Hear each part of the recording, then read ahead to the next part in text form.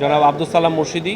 ওনার পক্ষে আমরা ওনার যাবতীয় ওনারশিপের কাগজপত্র 1962 সাল থেকে শুরু করে 2022 সাল পর্যন্ত লিজ ডিড, তার তার মিউটেশন খতিয়ান এবং টেলিফোন, ইউটিলিটি এবং অন্যান্য সার্ভিসের ফটোকপিগুলা, এবং সর্বোপরি উনি যে এই জায়গাতে গত 25 বছর যাবৎ আছে এবং লিগেলি এখানে পজিশন নিয়ে আছেন, সেটার সপক্ষের যাবতীয় কাগজপত্র আমরা আজকে মহামান্য হাইকোর্টে আমরা সাবমিট করেছি।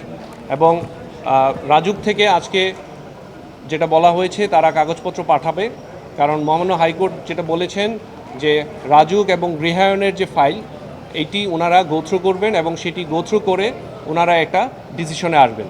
তো মহামান্য আদালত আজকে আমাদের দুই পক্ষকেই শুনে আগামী বৃহস্পতিবার একটি ডেট ফিক্স করেছেন।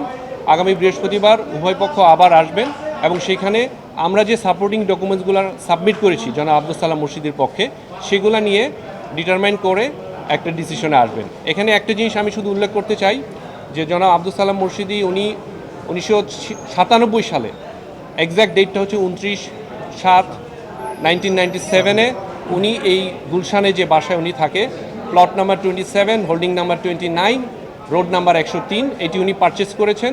এবং যখন উনি পারচেস করেছিলেন উনি কোনো সংসদ সদস্যও ছিলেন না, উনি ব্যবসায়ী ছিলেন এবং ব্যবসায়ী হিসেবেই উনি এখানে যে ওনার যে বাড়িটি সেটি ক্রয় করেছেন। এবং উনি ক্রয় করার পরে 2017 সালে উনি সংসদ সদস্য নির্বাচিত হন উপনির্বাচনের মাধ্যমে এবং পরবর্তীতে 2018-তে আসে।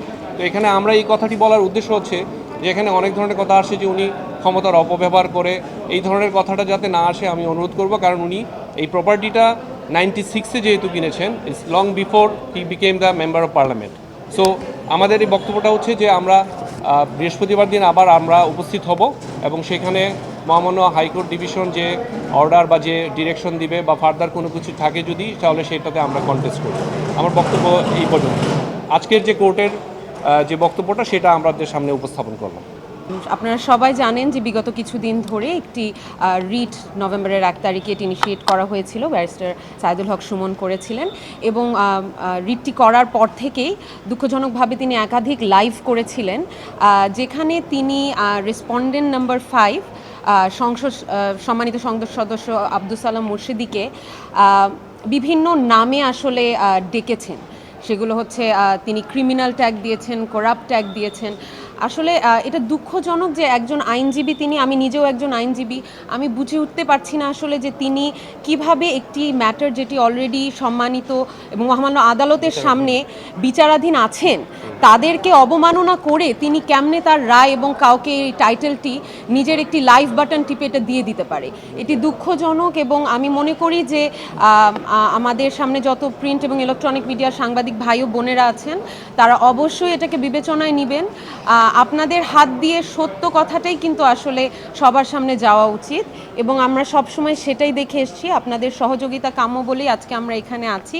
তিনি শুধুমাত্র একজন সাংসদ নন, তিনি প্রথমত এই বাংলাদেশের একজন গৌরব উজ্জ্বল একজন ফুটবলার, যাকে আপনারা যারা ফুটবল বিটে কাজ করে থাকেন অনেকেই তার সাথে মিলামেশার সৌভাগ্য হয়েছে। এবং তারপরে আমি ওখানে আসছি এবং তারপরে থেকে আমি আজকে এখানে একজন আইনজীবী হিসাবে একদম কথা বলছি না, আমার আইনজীবীরা পাশে দাঁড়িয়ে আছে। আমি একজন মেয়ে হিসাবে এসেছি আমার বাবার জন্য বিচার চাইতে, আর কিছুই নয়। এবং যারা উনি একজন ব্যবসায়িক হিসাবে এবং একদম পলিটিশিয়ান হিসাবে তার সাথে দেখেছেন তারা জানেন তিনি কী টাইপের মানুষ। তাকে এভাবে লাইভে যখন হীন করা হয়, আসলেই এটি একটি ভেস্টেড কোয়ার্টারের ভেঞ্জেন্স কিংবা মিসচিফ ছাড়া আসলে আর কিছু আমি মনে করি না।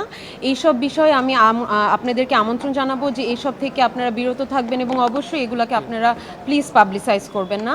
একটি ম্যাটার যখন কোর্টে চলমান আছেন, আমরা এই বিষয়ে এতটুকু বলা মনে করি যে এটাই সঠিক। আমরা মহামান্য আদালতকে এখানেই সম্মান দেখিয়ে আমরা এই পর্যন্তই আমাদের সংবাদ সম্মেলনটি রাখছি। ধন্যবাদ, ভালো থাকুন।